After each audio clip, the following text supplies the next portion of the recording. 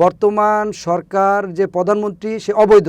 এখনও বাংলাদেশের বৈধ প্রধানমন্ত্রী হচ্ছে শেখ হাসিনা, এবং এই শেখ হাসিনাকে বাংলাদেশের মানুষ হজরত শাহজালাল বিমানবন্দরে সেলুট দিয়ে বাংলাদেশে আনতে হবে, লাল গালিচা বিছিয়ে। গরুর মাংস খাওয়া অবস্থায় কোনো বাংলাদেশিরে পাইলে পিডায়া হাড্ডি ভেঙে ফেলাইব, এটা আমার ধারণা। এই কথা বলাতে 3জন 4জনকে ইচ্ছা মতো পাঞ্জাবি টুপি পরা ইচ্ছা মতো পিড়াইতেছে একজন যুবক, আর 3জন মাইটের খেয়ে দৌড়ের উপর পলাই যেতেছে। তারা গরুকে এই জবাই না করে পাথরের মতো একটা কিছু একটা দিয়ে আঘাত করে মেরে ফেলে, এবং মেরে ফেলার পর ওই গরুর চামড়াটা ছুটে ফেলে। গরুর মাংসটাকে অনেক সময় বাংলাদেশে আপনার বিভিন্ন হোটেলে, অনেকের কাছে আমি কথা বলছি, বিভিন্ন হোটেলে যে মাংসগুলো আসে সীমান্তের পর্যন্ত তারা মাংসগুলো ফ্রিজিং করে। প্রতিবেশী রাষ্ট্রে যা ঘটে সেটা প্রতিবেশী অন্যান্য রাষ্ট্রতে দেশে কিন্তু এটার প্রভাব ফেলে আর কি। বাংলাদেশের ব্যাপারটা একেবারে ভিন্ন। বিজেপি যে বিজয়ী হলো, শুভেন্দু তিনি মুখ্যমন্ত্রী হলেন, তো এখন তো সামাজিক মাধ্যমে একটা জিনিস দেখি যে আওয়ামী লীগ বিজেপিকে জিতিয়েছে। আমার মনে হয় যে আমার প্রশ্ন শুনে আপনি হাসবেন, কেননা এটা কি করে সম্ভব, কিন্তু তারপরও সামাজিক মাধ্যমে যেটা ঘটছে দেখছি আমরা, আপনার এটাতে পারসেপশন কি? ধন্যবাদ আপনাকে। এটা আসলে ওই আপনি যেটা বলছেন যে আওয়ামী লীগ বিজেপিকে জেতার পেছনে আওয়ামী লীগের উচ্ছ্বাসের যে ফেসবুক জুড়ে যে উচ্ছ্বাসটা, এটাকে হয়তো আপনি কোট করছেন। গতকাল আমি নিজেও অনেক রাত্র পর্যন্ত ফেসবুক ঘাটাঘাটি করেছিলাম। তাদের বিভিন্ন পত্রপত্রিকা, এনডিটিভি, ইন্ডিয়ান টাইমস, আনন্দবাজার, সব পত্রিকা আমি লম্বা রাত্র পর্যন্ত দেখার চেষ্টা করেছি। একটা জিনিস কি, বিজেপির শুভেন্দু অধিকারীর বিজয়টা আমার কাছে যে একটা ব্যক্তিগতভাবে মনে হলো, যারা আওয়ামী লীগের সাপোর্টার তাদেরকে এটা একটা বাড়তি আনন্দের জায়গা তৈরি করেছে। এই জন্য আনন্দের জায়গা তৈরি করে তো আপনি জানেন, শুভেন্দু অধিকারী বাংলাদেশে 5ই আগস্টের পর শেখ হাসিনা চলে যাওয়ার পর যে আলোচনাগুলো, একমাত্র পুরা ইন্ডিয়াতে যদি 130 কোটি মানুষ থাকে, তার মধ্যে একজন নেতা যেটা শুভেন্দু অধিকারী, যে শেখ হাসিনার ব্যাপারে সবচেয়ে কঠিন অবস্থান এবং সবচেয়ে কঠোর অবস্থান সে গ্রহণ করেছিল। সে বেনাপোল আটকাই দিয়েছিল যেদিন শেখ হাসিনা যাওয়ার 2 বা 3 দিন পর, আমার যতটুকু মনে পড়ে, বেনাপোল দিয়ে সে কোনো কিছু আসতে দিবে না। সে পরবর্তীতে ইন্ডিয়ান কনসুলেট যে আক্রমণ করলো, এখানে তার একটা বায়াস ছিল, এবং তার একটা বক্তব্য কালকে আপনি দেখছেন মনে হয় যে ইউটিউবে ভাইরাল বা ফেসবুকে সেটা ভাইরাল হয়েছে, যে সে সরাসরি বলতেছিল বর্তমান সরকার যে প্রধানমন্ত্রী সে অবৈধ। এখনও বাংলাদেশের বৈধ প্রধানমন্ত্রী হচ্ছে শেখ হাসিনা, এবং এই শেখ হাসিনাকে বাংলাদেশের মানুষ হজরত শাহজালাল বিমানবন্দরে সেলুট দিয়ে বাংলাদেশে আনতে হবে, লাল গালিচা বিছিয়ে। তার মানে শুভেন্দু অধিকারীর যে রাজনৈতিক স্ট্যান্ড, এবং শুভেন্দু অধিকারী যে আওয়ামী লীগের প্রতি যে তার সহমর্মিতা যেটা প্রকাশ করেছে, এর দরুন যারা আওয়ামী লীগের সাপোর্টার, বা এখন তো আওয়ামী লীগের সাপোর্টার বেশিরভাগই কলকাতায় অবস্থান করছে, পশ্চিমবঙ্গের মূল জায়গা যেটা, এই জন্য তারা কিন্তু এখানে একটা বড় স্বস্তির জায়গা তৈরি হয়েছে। মমতা ব্যানার্জি কিন্তু এন্টি আওয়ামী লীগ ছিল, এটা আমি গতকালকের প্রোগ্রামে বলছি। সে আওয়ামী লীগের বিপক্ষে অবস্থান নিয়েছিল, শেখ হাসিনার বিপক্ষে তিস্তা চুক্তি সে আটকাইছে, শেখ হাসিনার বিপক্ষে অনেক সময় সে বক্তব্য দিয়ে অবস্থান নিয়েছে। ঠিক বিপরীত কিন্তু শুভেন্দু কিন্তু শেখ হাসিনার পক্ষে শক্ত অবস্থান নিছে, যার দরুন এই শুভেন্দু অধিকারী আসার কারণে যেই সিনারিওগুলো এখন ক্রিয়েট হবে, আমার যেটা ধারণা, যেহেতু পশ্চিমবঙ্গে আমার লম্বা সময় থাকার অভিজ্ঞতা আছে, ওইখানে জুম্মার নামাজের সময় রাস্তার মধ্যে মানুষ, মসজিদগুলো ছোটো ছোটো হওয়ার কারণে জুম্মার নামাজের সময় পিচ রাস্তার মধ্যে মানুষ যায় নামাজ বিছায় নামাজ পড়ে। আমার ধারণা ভারতের অন্য অন্য স্টেটগুলো যেগুলো হচ্ছে উত্তরপ্রদেশ, যেখানে কঠোর অবস্থান হিন্দুত্ববাদীদের, এখন তারা এখানে এই কঠোর অবস্থানটা প্রয়োগ করা শুরু করবে। রাস্তায় নামাজ পড়তে গেলে হয়তোবা নাও হইতে পারে, আমার ধারণা ভুল হইতে পারে, হয়রানি করা, আটকায় দেওয়া, রাস্তায় নামাজ পড়তে না দেওয়া, সেটা নিয়ে বিভিন্ন সময় দাঙ্গা বেঁধে যেতে পারে। তারপর হচ্ছে আমি আপনাকে গতকালকে বলছিলাম যে ওইখানে গরুর মাংসটা হচ্ছে উন্মুক্ত। আপনি জানেন যে তামিলনাড়ু, উত্তরপ্রদেশ, অন্ধ্রপ্রদেশ, গুজরাট, এইসব জায়গায় যেমন গরুর মাংস ভয়ঙ্করভাবে রেস্ট্রিকশন, পশ্চিমবঙ্গে এটা না। পশ্চিমবঙ্গে আপনার কলকাতার মুড়ে মুড়ে আমি যেগুলো Esplanade, Marquis street, park street, এগুলোতে আমি অনেক ঘোরাঘুরি করছি। এখানে আপনার গরুর মাংসটা প্রত্যেকটা হোটেলে অ্যাভেলেবেল পাওয়া যায়, এবং বাঙালিরা একটু সস্তায় খাবার, যেহেতু গরুর মাংসটা, বা পর্যটক যারা যায় তারা কিন্তু আপনার এই গরুর মাংসটা অ্যাভেলেবেল খায় 60 টাকা, 70 টাকা থেকে 100 টাকার মধ্যে। কিন্তু আমার ধারণা এখন বিজেপি গরুর মাংস খাওয়া অবস্থায় কোনো বাংলাদেশিরে পাইলে পিডায়া হাড্ডি ভেঙে ফেলাইব, এটা আমার ধারণা।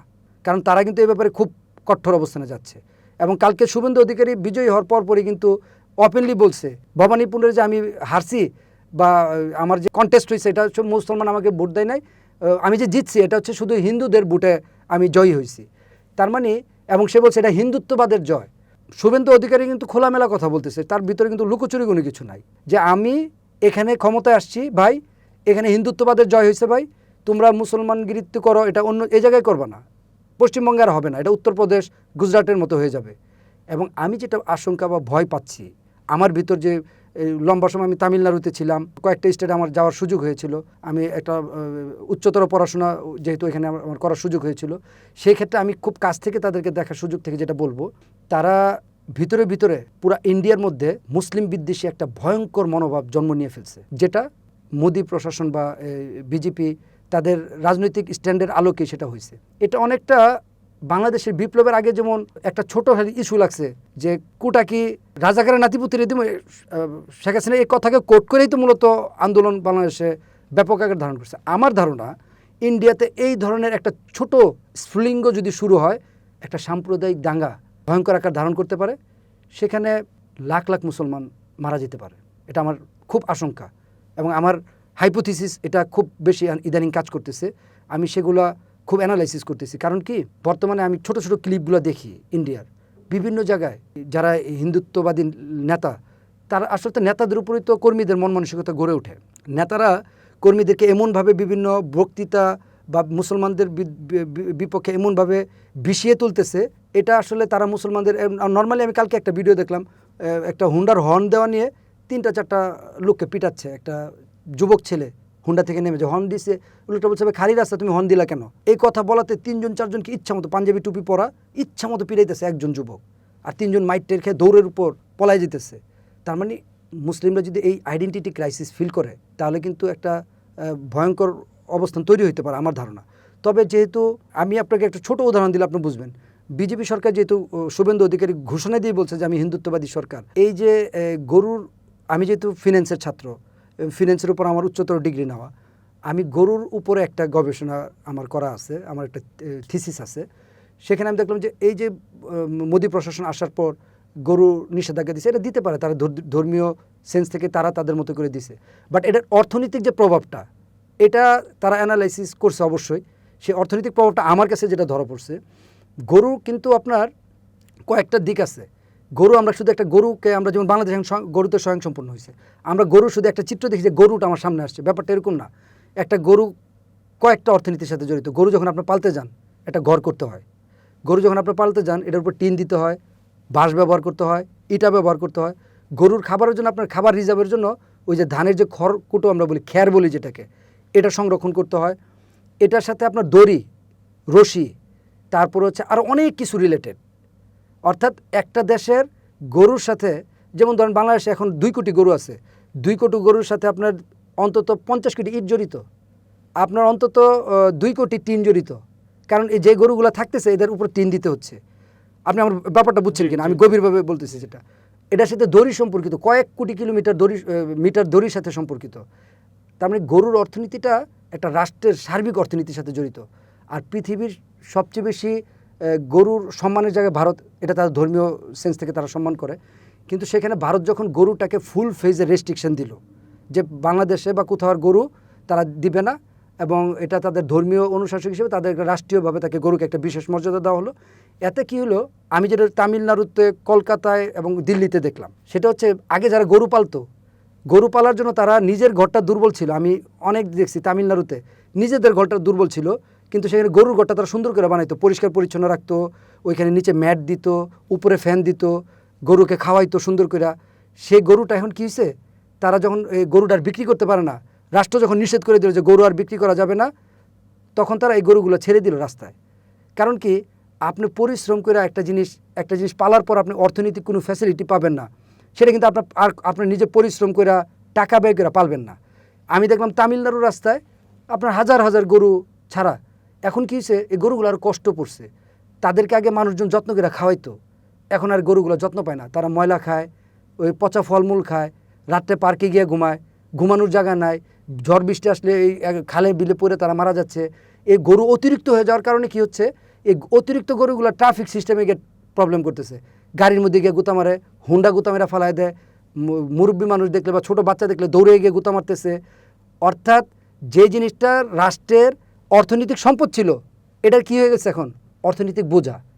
এটা কিন্তু কেন হয়েছে, তারা ধর্মীয় সেন্স থেকে তারা এটাকে করছে, বাট এটার অর্থনৈতিক ইফেক্টটা বিবেচনা করা দরকার ছিল। তবে এখানে একটা নাটকীয় একটা বিপরীত চিত্র আছে। আপনি জানেন যে পৃথিবীর এখনও গরুর মাংস বা চামড়া সবচেয়ে বেশি উৎপাদনের প্রথম, দ্বিতীয় বা তৃতীয় শ্রেণীতেই ভারত আছে। এখন তারা কি করতেছে, গরুকে তারা মানুষের অন্তরালে নিয়ে অনেকেই তারা গরুকে এই জবাই না করে মাথায় একটা আঘাত করে, পাথরের মতো একটা কিছু একটা দিয়ে আঘাত করে মেরে ফেলে, এবং মেরে ফেলার পর ওই গরুর চামড়াটা ছুটায় ফেলে।